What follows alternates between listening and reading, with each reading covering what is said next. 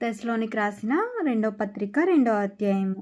సహోదరులారా, ప్రభుదినము ఇప్పుడే వచ్చినట్లుగా ఆత్మ వలనైనను మాట వలనైనను మా యొద్ద నుండి వచ్చినదని చెప్పిన పత్రిక వలనైనను ఎవడైనను చెప్పిన ఎడల మీరు త్వరపడి చంచల మనస్కులు కాకుండవలననియు బెదరకుండవలననియు మన ప్రభువైన యేసుక్రీస్తు రాకడను బట్టియు మనము ఆయన యొద్ద కూడియుండటను బట్టియు మిమ్మును వేడుకొనుచున్నాము. మొదట భ్రష్టత్వం సంభవించి నాశనపుత్రుడగు పాపపురుషుడు బయలుపడితేనే గాని ఆ దినము రాదు. ఏది దేవుడనబడునో ఏది పూజింపబడునో దాని అంతటిని ఎదిరించుచు దానికంతటికీ పైగా వాడు దేవుని ఆలయములో కూర్చుండును గనుక ఏ విధమునైనను ఎవ్వడును మిమ్మును మోసపరచనీయకుడి.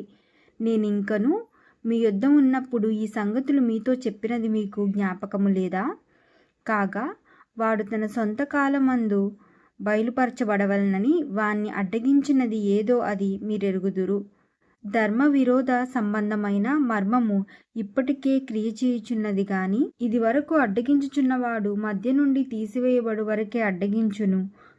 అప్పుడు ఆ ధర్మ విరోధి బయలుపరచబడును. ప్రభువైన యేసు తన నోటి ఊపిరి చేత వాణ్ణి సంహరించి తన ఆగమన ప్రకాశము చేత నాశనము చేయును. నశించువారు తాము రక్షింపబడుటకై సత్యము విషయమైన ప్రేమను అవలంబింపకపోయిరి గనుక వారి రాక అబద్ధ విషయమైన సమస్త బలముతోనూ నానా విధములైన సూచక క్రియలతోనూ మహత్కార్యములతోనూ దుర్నీతిని పుట్టించుచు సమస్త మోసముతో నశించుచున్న వారిలో సాతాను కనపర్చు బలమును అనుసరించియుండును.